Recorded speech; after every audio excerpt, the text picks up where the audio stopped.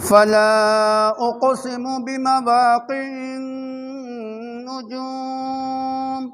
وإنه لقسم لو تعلمون عظيم إنه لقرآن كريم في كتاب مكنون لا يمسه إلا المطهرون تنزيل من رب العالمين سبحان ربك رب العزة عما يصفون وسلام على المرسلين والحمد لله رب العالمين۔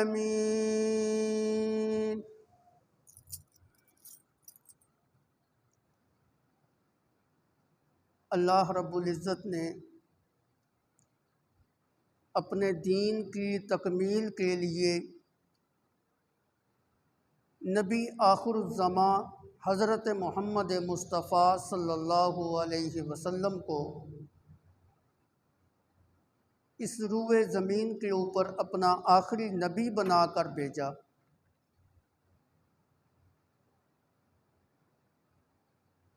اور دین حق کے ساتھ اور ہدایت کے اوپر مبنی کتاب دے کر بھیجا تاکہ میرے نبی کا دین تمام دینوں کے اوپر غالب آ جائے۔ هو الذی ارسل رسولہ بالہدی ودین الحق لیظہرہ علی الدین کلہ وَلَوْ كَرِهَ الْكَافِرُونَ فی مقام آخر وَلَوْ كَرِهَ الْمُشْرِكُونَ۔ اللہ رب العزت نے اپنے پیغمبر کو مبعوث فرمایا دو چیزوں کے ساتھ، بالہدا و دین الحق، سچے دین کے ساتھ بھیجا، اس دین کے ساتھ مبعوث فرمایا جس دین کو اللہ رب العزت نے اس امت کے لیے پسند فرمایا۔ ان الدین عند اللہ الاسلام، وہ دین دین اسلام ہے۔ ومن یبتغ غیر الاسلام دینا فلن یقبل منہ، اس دین کو چھوڑ کر اب کوئی اور دین لے کے آئے گا، خواہ وہ دین سابقہ نبیوں کا دین ہی کیوں نہ ہو، فلن یقبل منہ، اس سے وہ دین ہرگز قبول نہیں کیا جائے گا۔ گویا اس دین نے سابقہ تمام ادیان کو منسوخ کر دیا۔ اور دوسری چیز بالہدا، اللہ رب العزت نے اپنے نبی کو ہدایت کے ساتھ بھیجا ہے۔ اب ہدایت کیا چیز ہے؟ مفسرین فرماتے ہیں کہ یہ کتاب اللہ ہے۔ کیوں؟ ہدایت کی جتنی بھی باتیں آپ کو ملیں گی وہ اللہ کی کتاب کے ذریعے ملیں گی، اس لیے ہدایت کی تفسیر قرآن مقدس سے کی گئی ہے۔ اللہ رب العزت نے اپنے پیغمبر کو قرآن جیسی عظیم کتاب کے ساتھ مبعوث کیا۔ اب جس نے ہدایت حاصل کرنی ہو وہ اس کتاب کی طرف رجوع کرے، اللہ اس کو ہدایت عطا فرما دیں گے۔ ان ھذا القرآن یہدی للتی ہی اقوم، سب سے زیادہ سیدھے رستے کی طرف رہنمائی کرنے والی کتاب یہی کتاب قرآن مقدس ہے۔ یہ دو چیزیں دے کے اللہ رب العزت نے اپنے نبی کو روئے زمین کے اوپر مبعوث کیا، ایک قرآن اور ایک سچا دین۔ کیوں بھیجا؟ لیظہرہ علی الدین کلہ، تاکہ اس کا دین تمام ادیان کے اوپر غالب آ جائے۔ دلائل کے اعتبار سے، براہین قاطعہ کے اعتبار سے، حجت واضحہ کے اعتبار سے، دین اول سے لے کر آج تک، اول دن سے لے کر آج تک اور قیامت کی صبح تک یہ غالب ہی غالب رہے گا، اور آج بھی ہے اور قیامت کی صبح تک رہے گا۔ دلائل کے اعتبار سے کوئی دین ایسا نہیں جو دین اسلام کے مقابلے کے اندر آ سکے۔ براہین کے اعتبار سے، حجت واضحہ اور بالغہ کے اعتبار سے کوئی مذہب ایسا نہیں جو اسلام کے سامنے ٹھہر سکے۔ اس کے دلائل اتنے قطعی ہیں، اس کی حجتیں اور اس کے براہین اور اس کے دلائل اتنے مضبوط ہیں کہ کوئی بھی دین اس کا مقابلہ نہیں کر سکتا۔ سارے مذہبوں کے دلائل اس کے سامنے بالکل کمزور ہیں، لیکن دنیاوی اعتبار سے، عسکری اعتبار سے اور سیاسی اعتبار سے اگر دیکھا جائے تو قرون اولیٰ کا دور، میرے نبی صلی اللہ علیہ وسلم کا دور مبارک، اور آپ صلی اللہ علیہ وسلم کے بعد خلفائے راشدین اور صحابہ کرام کا جو دور مبارک تھا، سیاسی اعتبار سے تو اس دور کے اندر بھی دین اسلام تمام ادیان کے اوپر غالب ہی رہا۔ جو وقت گزرتا گیا ہم تنزلی کی طرف آتے گئے، آج سیاسی اعتبار سے کمزور ہیں، عسکری اعتبار سے مسلمان کمزور ہیں، دنیاوی اعتبار سے کمزور ہیں۔ بے شک دلائل کی دنیا کے اندر دین اسلام بڑا مضبوط ہے، بڑا عزت والا ہے۔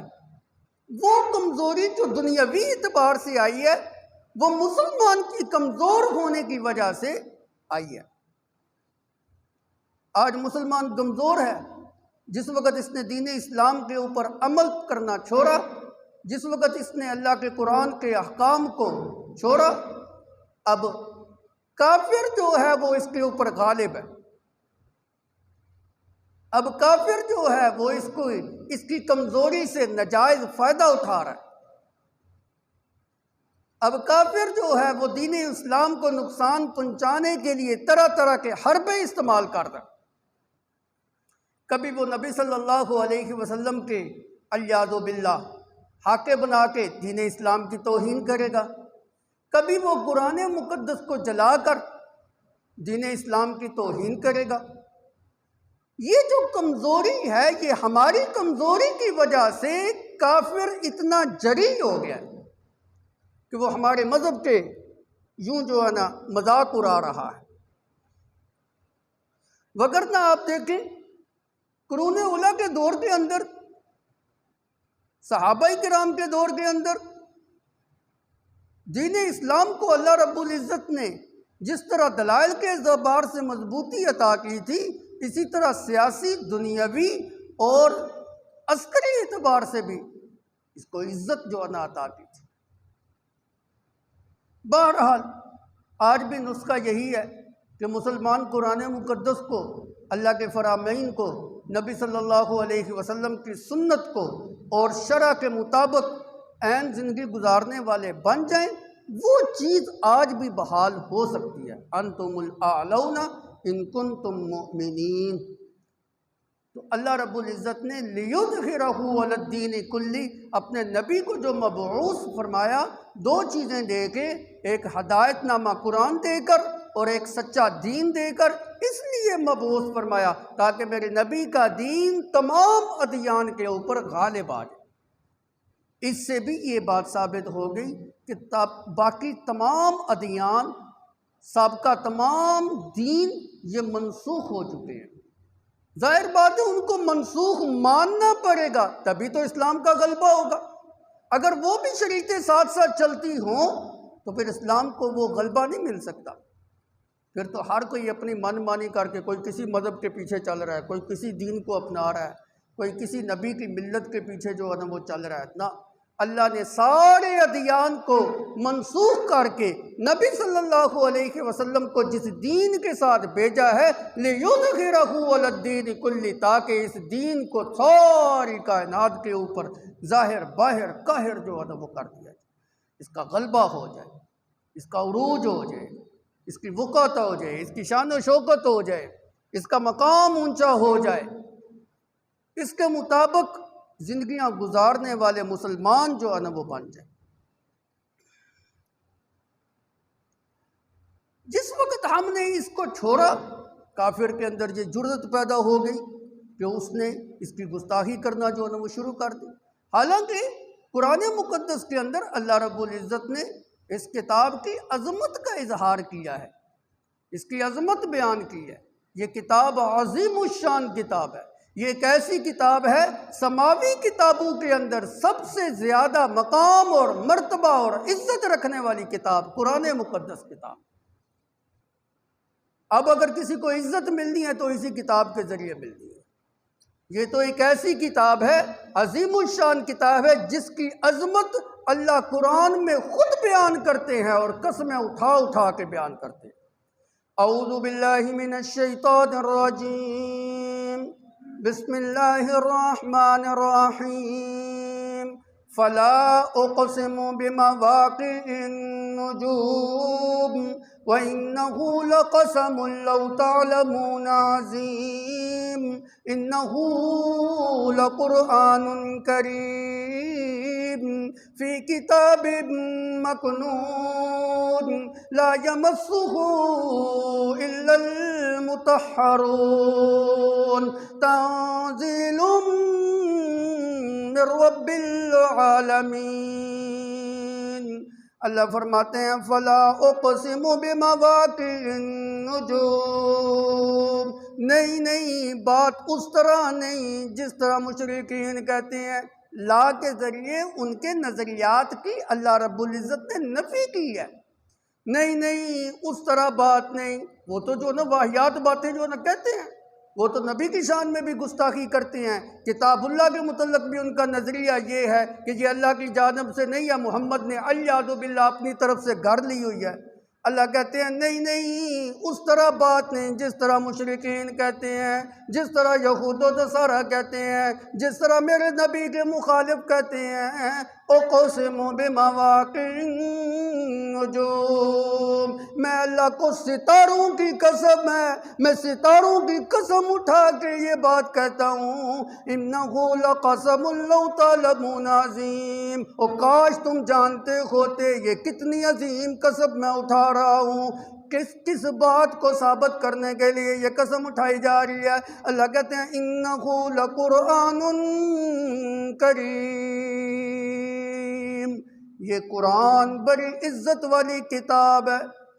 اللہ نے قرآن کی عظمت کو ثابت کرنے کے لیے ستاروں کی قسم اٹھائی۔ اور ستاروں کی قسم کیوں اٹھائی اللہ رب العزت نے؟ ستاروں کے غروب ہونے کی قسم، بمواقع النجوم، جس جگہ ستارہ غروب ہوتا ہے، بمواقع النجوم، ستاروں کے طلوع ہونے کی قسم، ستاروں کے غروب ہونے کی قسم، ستاروں کے غروب ہونے کی جگہوں کی اللہ رب العزت قسم اٹھا رہے ہیں۔ اس بات کا اظہار اللہ رب العزت کرنا چاہتے ہیں، اور دیکھتے نہیں ہو ستارہ جو ہے میں اللہ کے حکم کا محتاج ہے، میں اللہ حکم دیتا ہوں تو وہ طلوع ہوتا ہے، میں اللہ حکم دیتا ہوں تو وہ غروب ہوتا ہے، میں اللہ حکم دیتا ہوں اور روشنیاں بکھیرتا ہے، میں اللہ حکم دیتا ہوں تو وہ ایک جگہ کے اوپر جا کے غروب ہو جاتا ہے۔ میں اللہ کے حکم سے اس کا طلوع ہونا اور غروب ہونا ہے، روشنیاں بکھیرنا ہے، اندھیرے کے اندر چلے جانا ہے، یہ کس کے حکم کے ساتھ ہو رہا ہے؟ اللہ رب العزت کے حکم کے ساتھ ہو رہا ہے۔ اللہ فرماتے ہیں دیکھتے نہیں ہو ستاروں کے اندر میں اللہ نے تمہارے لیے کتنی عظمتیں رکھ دی ہیں، کتنی نشانیاں رکھ دی ہیں، یہ میری قدرت کی بھی دلیل ہیں، یہ آسمان کی بھی خوبصورتی ہیں، یہ شیطان کو بگانے کے کام بھی آتی ہیں، یہ تمہارے لیے تمہاری منزل کا تعین بھی کرتی ہیں۔ اس کو فضول نہ سمجھو، میں اللہ نے اس کو تمہارے لیے بڑی کارآمد چیز بنائی، یہ بڑی کارآمد چیز ہے۔ یہ آسمان کی خوبصورتی ہے، یہ آسمان کے اندر خوبصورتی کا ایک جال جو ہے نا اللہ رب العزت نے رکھا ہوا ہے۔ کون ہے جو اس کو کنٹرول کرنے والا ہے؟ کس کے پاس اس کا علم ہے؟ کس کے حکم کے مطابق یہ طلوع اور غروب ہوتا ہے؟ کس کے حکم کے مطابق یہ بنا ہے؟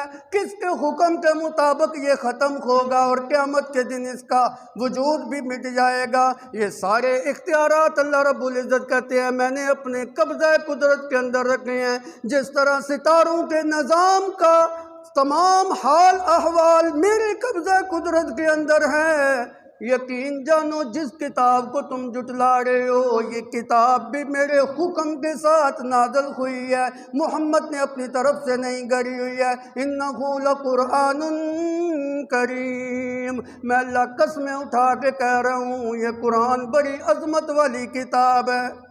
اور تمہیں کیا پتا ہو میں اللہ کس چیز کی قسم جو نہ اٹھا رہا ہوں۔ انہ لقسم لو تعلمون عظیم، کاش تم اس بات کو جان لیتے میں اللہ کتنی عظیم چیز کی قسم جو نہ اٹھا رہا ہوں۔ کیا ثابت کر رہے ہیں اللہ رب العزت؟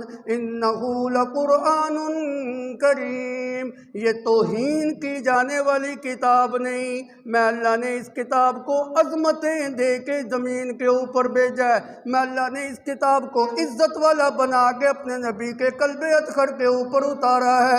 اس کی عظمتیں دیکھنی ہو فی کتاب مکنون، اللہ رب العزت نے اس کو چھپا کے رکھا ہوا ہے جہاں تک انسان کی نظر بھی نہیں جا سکتی، جہاں تک انسان کی طاقت بھی نہیں جا سکتی، جہاں تک انسان کی رسائی بھی نہیں ہو سکتی۔ فی کتاب مکنون، اے فی لوح محفوظ، اللہ نے لوح محفوظ کے اندر اس کو چھپا کے رکھا ہوا ہے۔ فی لوح محفوظ فی کتاب مکنون، یہ دونوں ایک ہی باتیں ہیں۔ اور فی لوح محفوظ سے پچھلا جملہ کبھی آپ پڑھیں نا، وہ اس جگہ پر بھی یہی بات اللہ نے ذکر کی، بل هو قرآن مجید فی لوح محفوظ، اور یہ قرآن بڑی عظمت والی کتاب ہے، بڑی عزت والی کتاب ہے، بڑی شان والی کتاب ہے، اور تم اس کی توہین کرتے ہو۔ یہ توہین والی نہیں، یہ عظمت والی ہے، اس کی عظمت کا خیال تو کرو۔ کیا ہے اس کی عظمت؟ اللہ رب العزت فرماتے ہیں لا یمسہ الا المطہرون، بے وضو انسان اس کو ہاتھ بھی نہیں لگاتا۔ مومن سے پوچھو اس کی کیا عزت ہے، کیا اس کی عظمت ہے۔ لا یمسہ الا المطہرون ہے تو جملہ خبریہ، لیکن خبر بمعنی امر کے ہے۔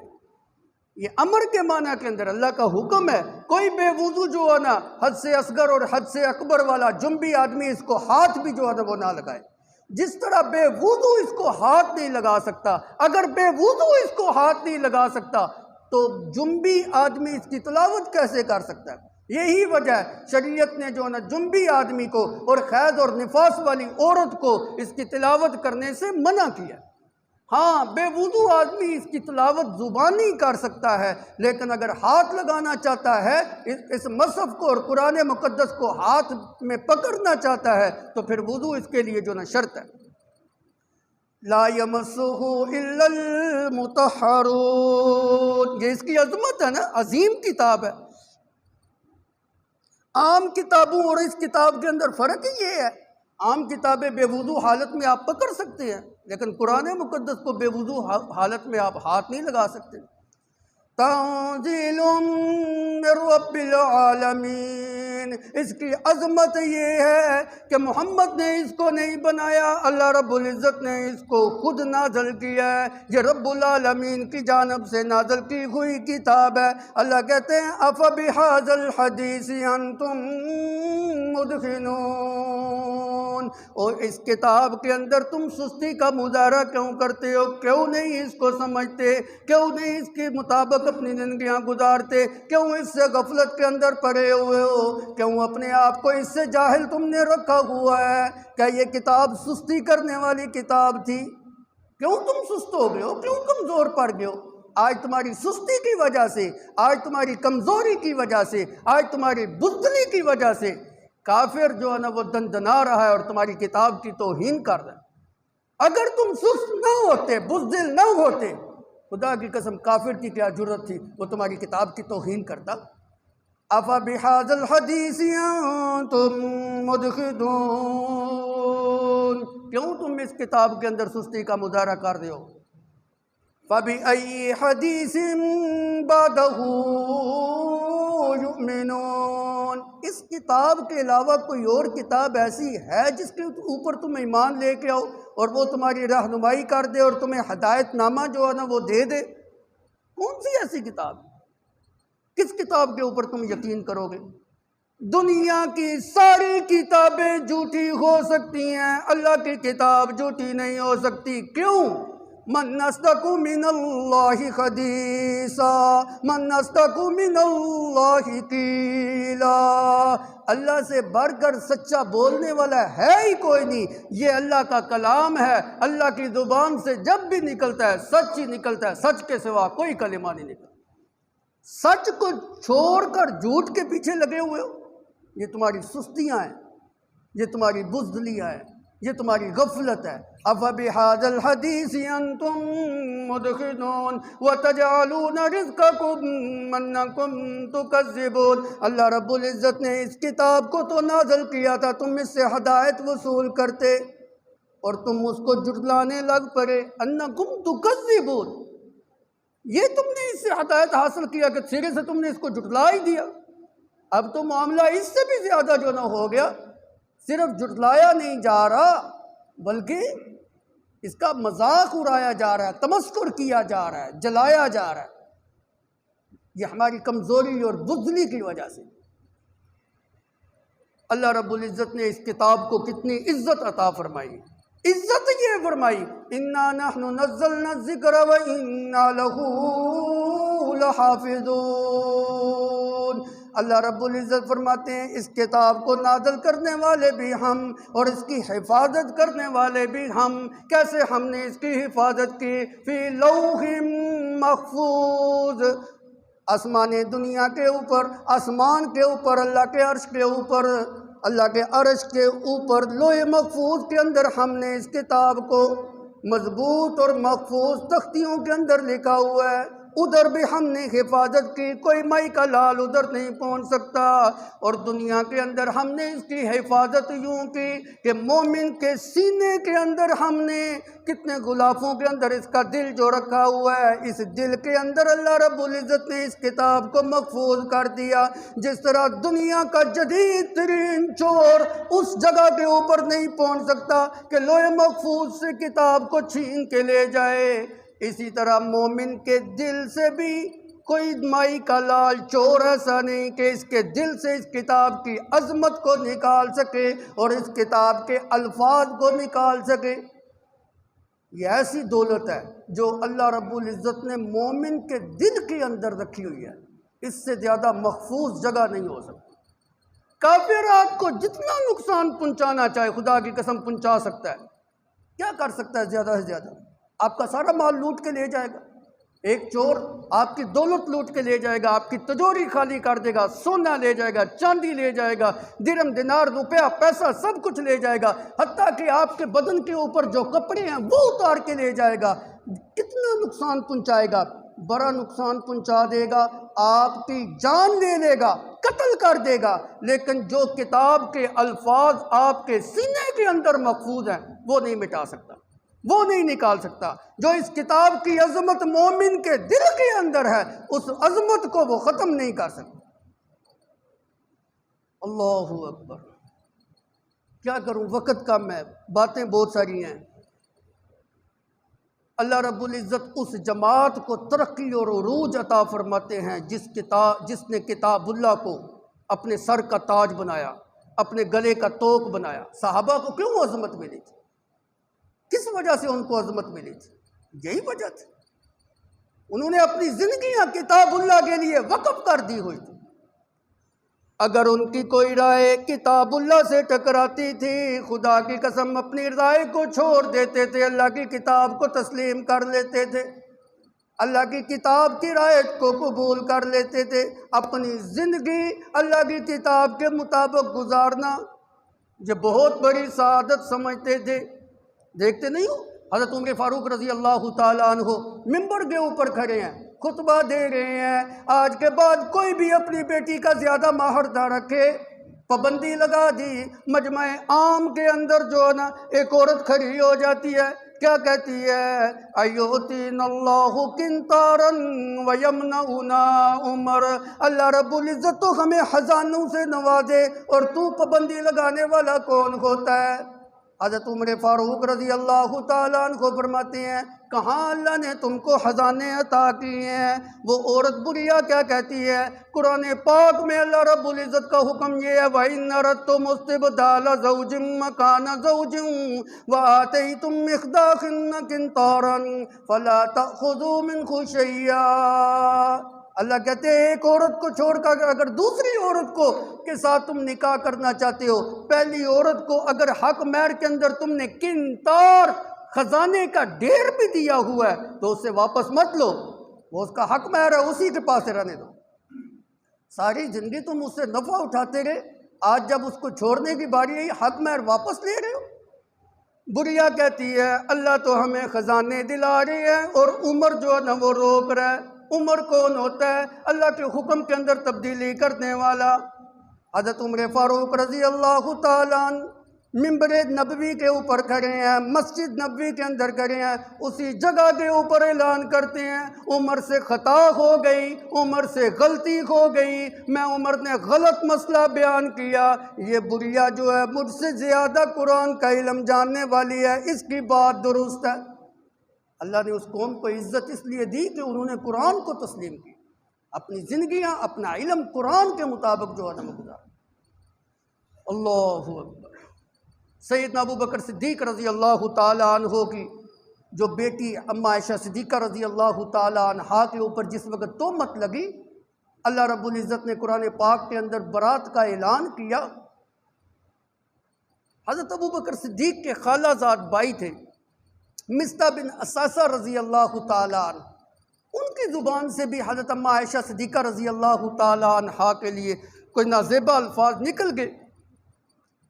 پروپیگنڈا ہی اتنا سخت تھا کہ وہ بیچاری اپنی سادگی کی وجہ سے اس کے اندر آ گئے، زبان سے کچھ الفاظ نکل گئے۔ مصطح بن اساسہ انتہائی غریب آدمی تھے، حضرت ابو بکر صدیق رضی اللہ تعالیٰ عنہ نے ان کا ماہانہ کوئی وظیفہ مقرر کیا ہوا تھا مدد کے لیے۔ جس وقت اللہ رب العزت نے اما عائشہ صدیقہ رضی اللہ تعالیٰ عنہا کی برات کا اعلان کیا نا، اب آپ کو بڑا افسوس ہوا کہ یہ میرا بھائی ہو کے میں اس کا محسن ہوں، اس نے اس چیز کا بھی لحاظ نہیں کیا، میری بیٹی کے اوپر تہمت لگائی ہے۔ کافر تو چلو کرتا کرتا، یہ اپنا ہو کے اس نے جو ہے نا ایسا کیا۔ غصے کے اندر آ کے قسم اٹھا لی آج کے بعد میں اس کی جو ہے نا معاونت نہیں کروں، اس کے ساتھ کوئی تعاون نہیں کروں۔ اللہ رب العزت نے قرآن پاک کے اندر حکم نازل فرما دیا وَلَا يَأْتَلِ أُولُو الْفَضْلِ مِنْكُمْ وَالسَّعَةِ أَنْ يُؤْتُوا أُولِي الْقُرْبَى وَالْمَسَاكِينَ وَالْمُهَاجِرِينَ فِي سَبِيلِ اللَّهِ وَلْيَعْفُوا وَلْيَصْفَحُوا أَلَا تُحِبُّونَ أَنْ يَغْفِرَ اللَّهُ لَكُمْ وَاللَّهُ غَفُورٌ رَحِيمٌ۔ تم میں سے جو وسعت والا ہے، تم میں سے جو فضیلت والا ہے، اس کی شان کے مناسب یہ بات نہیں کہ وہ قسم اٹھا کے یہ بات کہے کہ میں کسی مہاجر کو اور کسی مسافر کو اور کسی غریب اور فقیر کے ساتھ تعاون نہیں کروں گا، یہ اس کی شان کے مناسب نہیں ہے۔ الا تحبون ان یغفر اللہ لکم، کیا ہو گیا اگر اس سے غلطی ہو گئی؟ تم سے تو بھی غلطیاں ہو جاتی ہیں، جب تم غلطیاں کرتے ہو تو میں اللہ معاف نہیں تم کو کر دیتا۔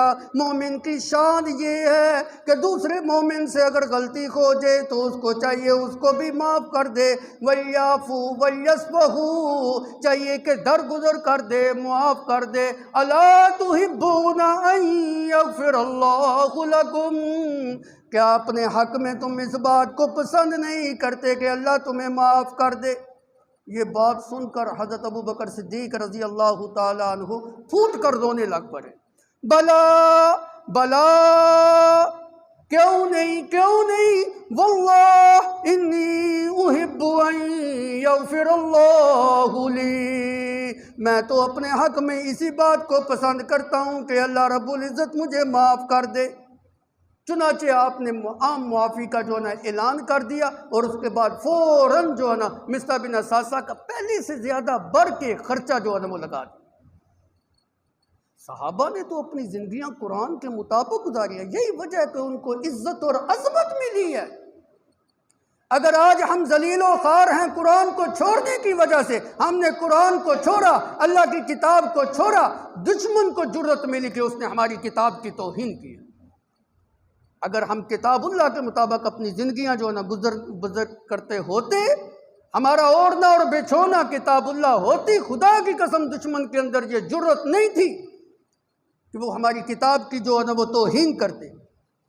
آج بات صرف مذمتوں تک رہ گئی ہے، میں بھی مذمت کرتا ہوں جی ممبر کے اوپر بیٹھ کے، لیکن بات مذمت سے آگے بڑھ چکی ہے۔ یہ جو رٹے رٹائے الفاظ ہیں نا جی، ہم بڑی مذمت کرتے ہیں جی، اب بات اس سے آگے گزر چکی ہے۔ اب تو ایک ہی حل ہے، جہاد فی سبیل اللہ، قتال فی سبیل اللہ۔ جو شعار اسلام کا مذاق اڑائے اس کی گردن تن سے جدا کر دی جائے، بس۔ کسی کی کیا جرأت ہے؟ اور وہ مذاق کیوں اڑاتے ہیں؟ صرف اس وجہ سے کہ آپ کو غیرت دلانے کے لیے، آپ کی غیرت کو چیک کرنے کے لیے کہ ابھی بھی ان کے اندر غیرت ایمانی ہے کہ نہیں ہے، اور یقین کیجئے نہیں ہے۔ میرے الفاظ شاید سخت ہوں، ہماری غیرت ایمانی جو ہے نا وہ مر چکی ہے، مردہ ہو چکی ہے، اور ہمارے حکمرانوں کی غیرت ایمانی تو ہے ہی نہیں سرے سے۔ آج عرب و عجم کے حکمران کیا کر رہے ہیں؟ اگر جہاد فی سبیل اللہ کرنا ہے، اب تو جہاد بھی گورنمنٹ کے تابع ہے۔ جس جگہ کے اوپر گورنمنٹ نے فوج کو بھیجنا ہے اسی جگہ کے اوپر جہاد ہوگا۔ عام بندہ تو اب جہاد بھی نہیں کر سکتا۔ اب گورنمنٹ کی ذمہ داری ہے کہ وہ مذمت بھی کرے اور مذمت کے ساتھ ساتھ عملی طور پہ اس کام کا علاج بھی کرے، عملی طور پہ اس بات کا مظاہرہ کرے، عملی طور پہ یہ کر کے دکھائے کہ ان کے خلاف جو ہے نا جہاد فی سبیل اللہ کرے۔ جب تک جہاد نہیں ہوگا اتنی دیر تک ہم یوں ہی ذلیل و خوار ہوتے رہیں گے اور اسلام کا مذاق ہوتے ہوئے اپنی آنکھوں سے دیکھتے رہیں گے۔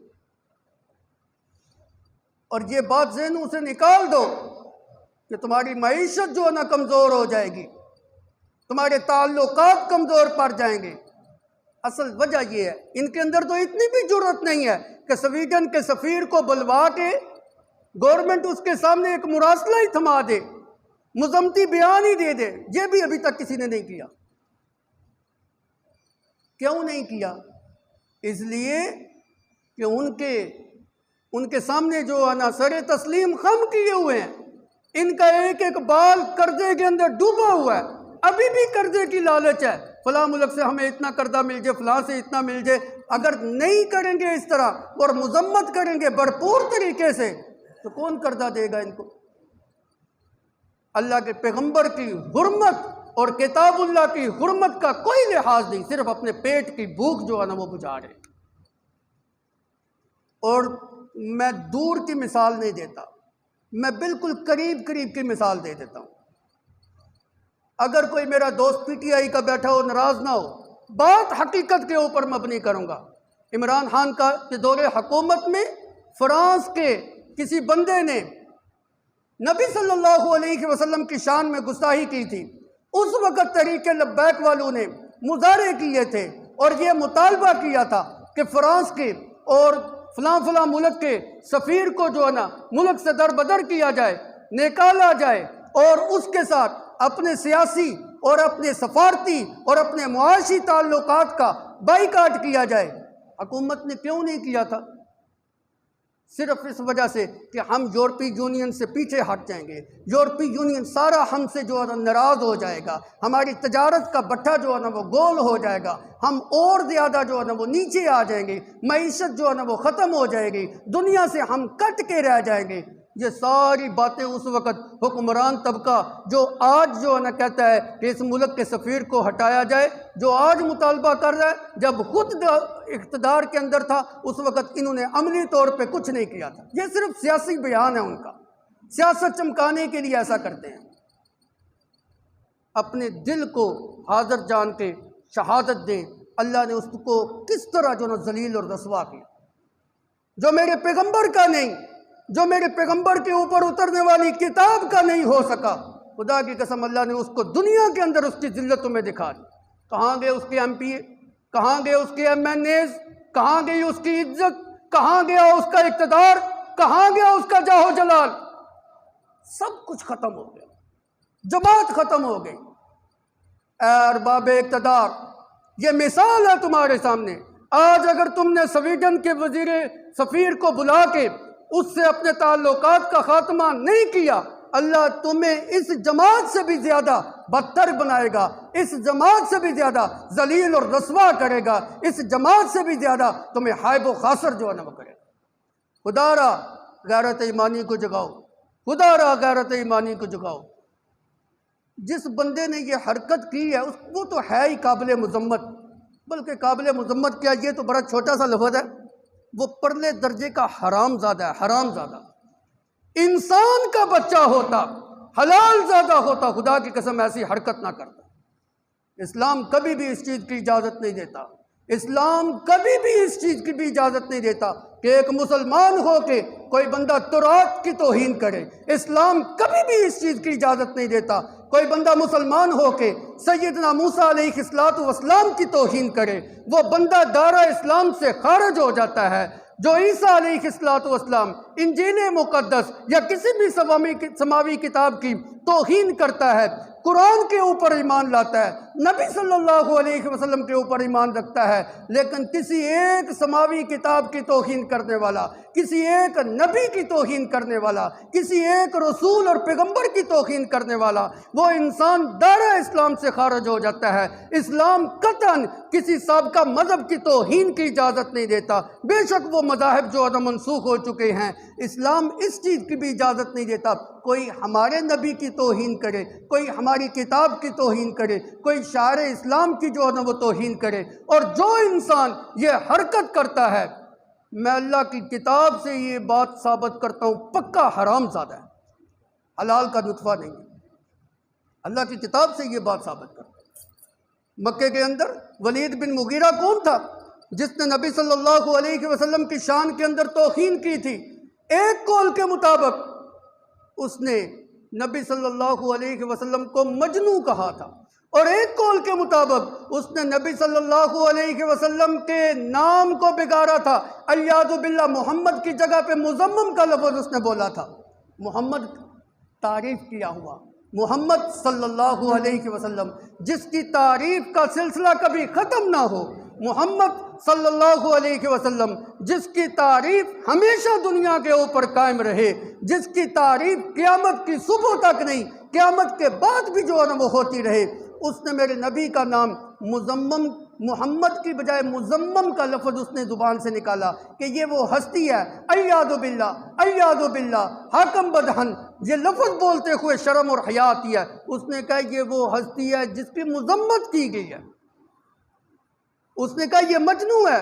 اللہ نے قرآن پاک کی کتنی آیات جو ہے نا وہ نازل کی، پہلے اپنے پیغمبر کی تعریف کی، نون والقلم وما یسطرون ما انت بنعمت ربک بمجنون وان لک لاجرا غیر ممنون وانک لعلی خلق عظیم فستبصر ویبصرون بأیکم المفتون ان ربک هو اعلم بمن ضل عن سبیلہ وهو اعلم بالمهتدین فلا تطع المکذبین ودوا لو تدخن فیدخنون۔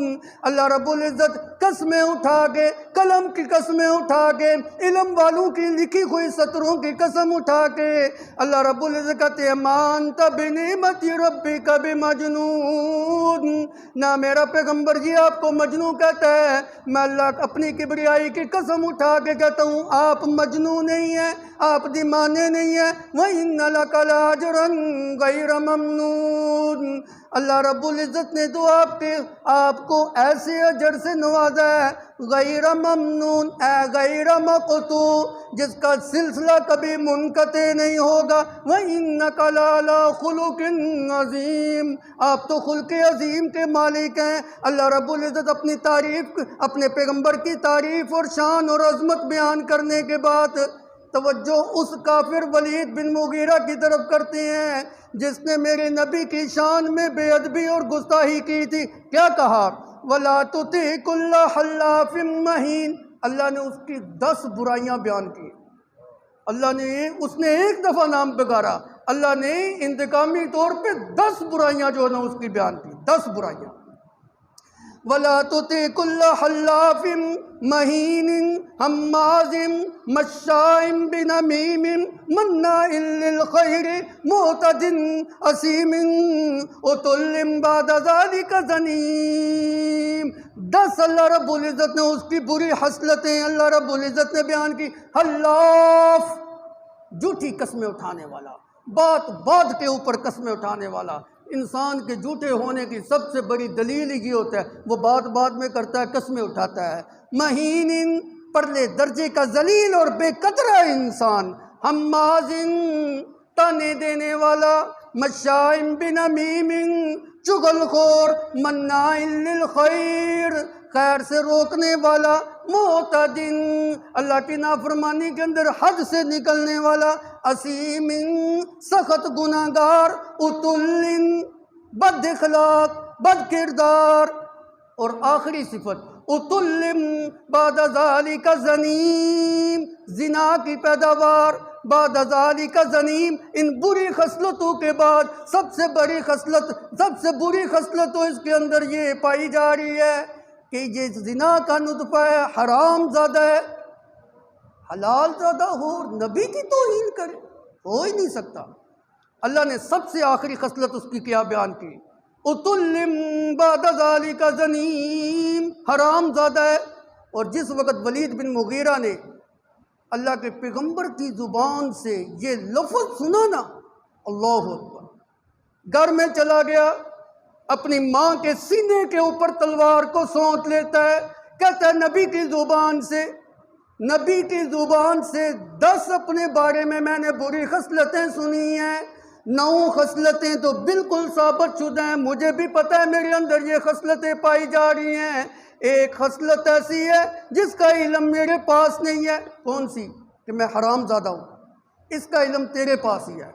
تلوار اپنی ماں کی گردن کے اوپر سونتی ہوئی ہے، بتا میرا باپ کون ہے؟ محمد کی زبان سے جھوٹ نہیں نکل سکتا۔